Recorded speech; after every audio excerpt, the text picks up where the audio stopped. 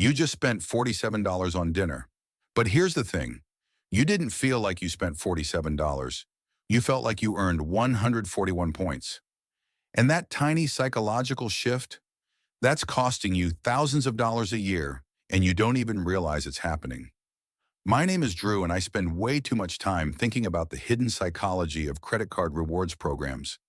If you're someone who considers yourself financially savvy, who pays off your credit card in full every month, who's convinced you're beating the system by racking up points and miles, this video is going to make you deeply uncomfortable because I'm going to show you exactly how the smartest financial tool in your wallet might actually be the most expensive.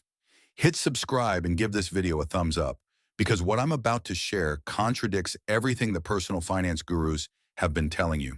Now look, I know what you're thinking. Drew, I'm responsible. I pay my balance in full. I never pay interest.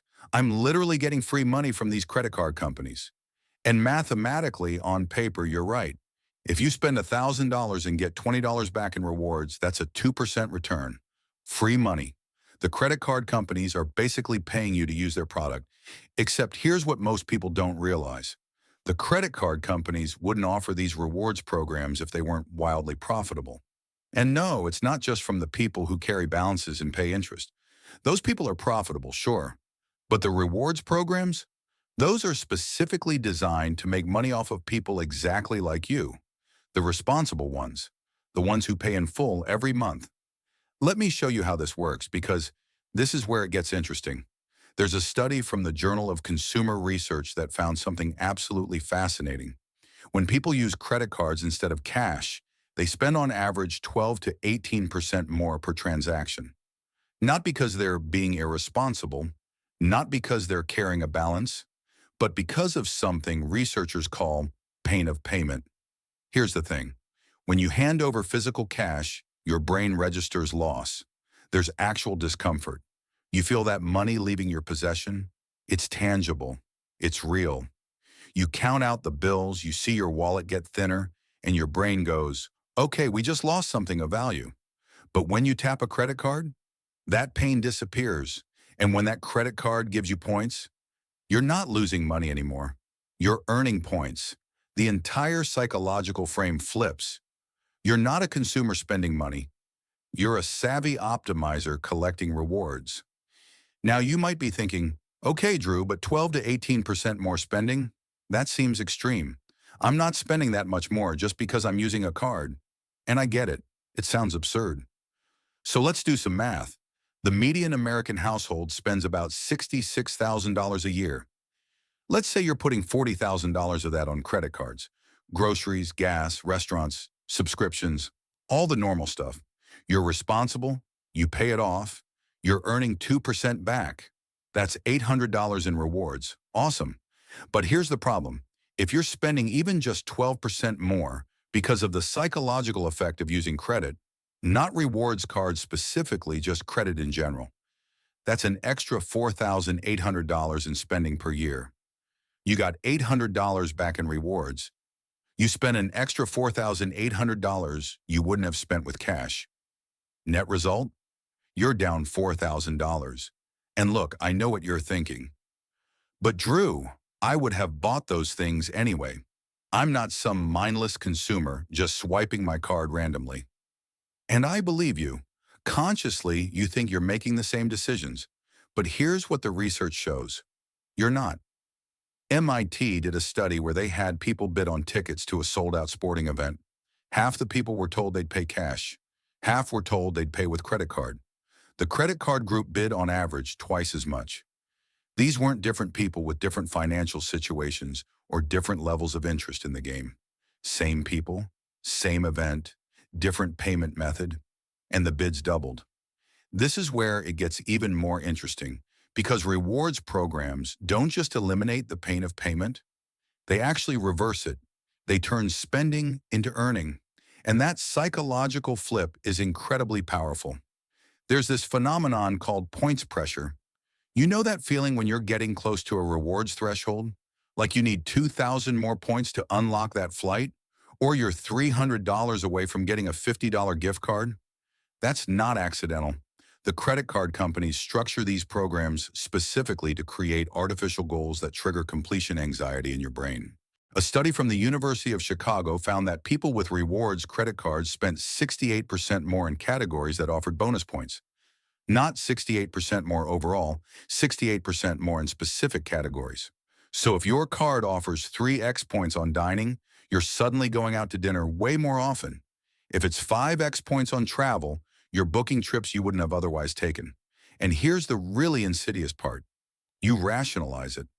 Well, I'm getting 5x points, so this $200 hotel room is really only costing me $190 after rewards. Except it's not. It's costing you $200. The rewards are a separate thing that you might be able to use later, maybe if you remember, and if the redemption options are actually valuable to you. Now look, I'm not saying rewards are inherently evil. I'm not telling you to cut up your credit cards and go cash only. What I'm saying is that the rewards are not free. They come with a psychological cost that makes you spend more than you would otherwise. And for most people, that cost is significantly higher than the value of the rewards. Let me give you a real example. My friend Sarah, she's financially savvy. She reads all the personal finance blogs. She's got a whole spreadsheet tracking her credit card rewards. She's got the Chase Sapphire Reserve, pays the $550 annual fee, and she's convinced she's coming out way ahead because of all the points she's earning. So I asked her to do something. I said, track every single purchase you make for 1 month. Before you buy anything, write down whether you would have bought it if you had to pay cash right now in that moment. She did it. And you know what she found? About 30% of her purchases, not by dollar amount, but by transaction count, were things she probably wouldn't have bought if she'd had to pull out physical cash. An extra coffee here, an impulse clothing purchase there, upgrading from the regular option to the premium option because it's more points per dollar. When she added it up, she was spending about $400 extra per month on things she wouldn't have bought with cash. That's $4,800 a year. She was earning maybe $1,500 in travel rewards value. She thought she was winning. She was losing $3,300 annually. Here's what most people don't realize.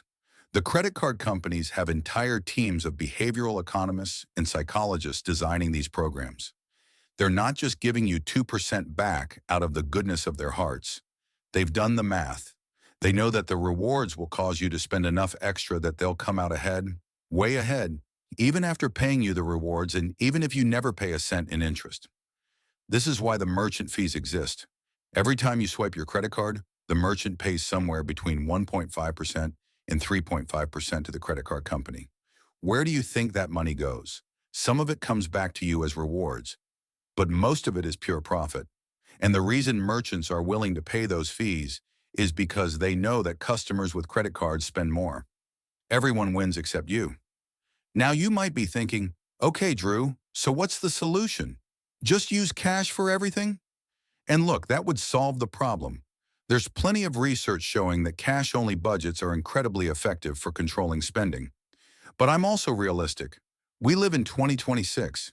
You need a credit card for online purchases, for rental cars, for hotel reservations, for building credit history. I'm not going to tell you to go completely cash only because that's not practical for most people. But here's what you can do. First, track the data. I want you to do what Sarah did. For 1 month before every single purchase on your credit card, ask yourself, would I buy this right now if I had to pay cash? Be honest. Write it down. At the end of the month, add up all the purchases where the answer was no, or even maybe not. That's your psychological overspend number. Second, implement what I call the cash threshold test.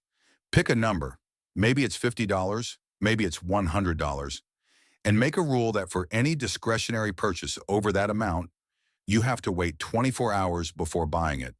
Not 24 hours before you're allowed to buy it with a credit card, 24 hours before you're allowed to buy it at all.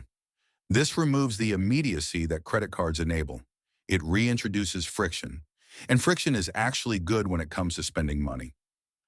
Third, and this is the big one, stop optimizing for points. I know that sounds crazy. I know you've probably got a whole strategy around category bonuses and transfer partners and redemption values. But here's the thing. Every minute you spend optimizing your point strategy is a minute you're reinforcing the frame that spending is earning. You're training your brain to see purchases as opportunities rather than expenses. Let me tell you something that's going to sound radical. The best rewards program is the one you never think about. If you must use a credit card, get one with a simple flat rate cashback. 2% on everything, no categories, no bonuses, no thresholds to hit, and then forget about it. Don't check your rewards balance. Don't calculate the value of your points. Just use the card when you need to use a card, pay it off in full, and ignore the rewards entirely. Once a year, cash them out and treat it like a small bonus, not like an optimization game. Because here's what I've learned after spending way too much time researching this stuff. The people who come out ahead on credit card rewards are not the ones who optimize the hardest. They're the ones who are so naturally frugal that credit cards don't change their behavior at all. They're the people who would buy the exact same things whether they were getting points or not. And if that's not you, and statistically it's probably not, then every hour you spend churning credit cards and strategizing about transfer partners is costing you money. Now look, I know this is uncomfortable to hear. I know a lot of you watching this video are probably thinking, this doesn't apply to me. I'm different. I'm disciplined. I'm not falling for psychological tricks. And maybe you're right. Maybe you're one of the rare people who genuinely spends the same with credit as you would with cash. But the data suggests that's unlikely. Here's a simple test. Look at your spending from last year. Now imagine you'd had to pay cash for every single purchase. Would you have made every single one of those purchases? Be brutally honest with yourself, because if the answer is no, then the points aren't free. You're paying for them with unnecessary purchases. And if you're still not convinced, try this. Go cash only for 1 month. Not forever, just 1 month. Withdraw the amount you normally spend, put your credit cards in a drawer, and see what happens. Track your spending. See how it feels. Most people who do this are absolutely shocked at how much less they spend. Not because they're depriving themselves, not because they're suffering, but because the friction of cash makes them pause before every purchase. It makes them think. It makes spending feel like spending again instead of feeling like earning. The credit card companies are counting on you never doing this experiment. They're counting on you staying in the points optimization mindset, where you're always thinking about how to maximize rewards instead of thinking about whether you should be making the purchase at all. They're counting on you feeling like a winner because you got $800 in rewards while completely missing the fact that the rewards themselves caused you to spend an extra $4,000. This is the weirdest part about credit card rewards. The more financially sophisticated you think you are, the more vulnerable you might be to this trap. Because the people who don't care about optimizing rewards, they might just use whatever card is in their wallet and not think about it. But the people who are really into points, those are the ones running up big balances, paid off in full, no interest, but still spending way more than they would otherwise. The game is designed to make you feel smart while you lose. So here's my challenge to you. Prove me wrong. Do the cash experiment for 1 month. Track every purchase. See if your spending changes. And if it doesn't, great. You're one of the rare people who's genuinely immune to the psychological effects of credit, and you can keep optimizing your points guilt-free. But if your spending does drop, even by just 10%, then you've just discovered that the rewards program isn't rewarding you. It's taxing you. And look, at the end of the day, this is your money and your decision. I'm not here to tell you how to live your life, but I am here to make sure you have all the information. Because the credit card companies are spending billions of dollars on marketing and psychology research to make sure you never question whether the rewards are actually worth it. They want you to feel smart and savvy for collecting points.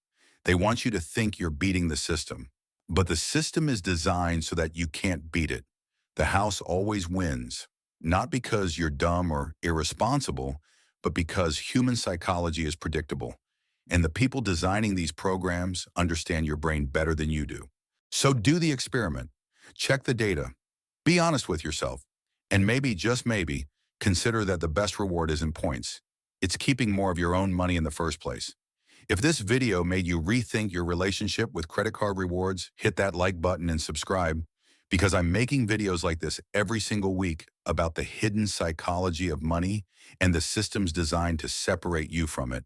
and drop a comment letting me know if you're going to try the cash experiment. I'm genuinely curious how many people take the challenge and what you discover about your own spending. Now go take control of your money. You've got this.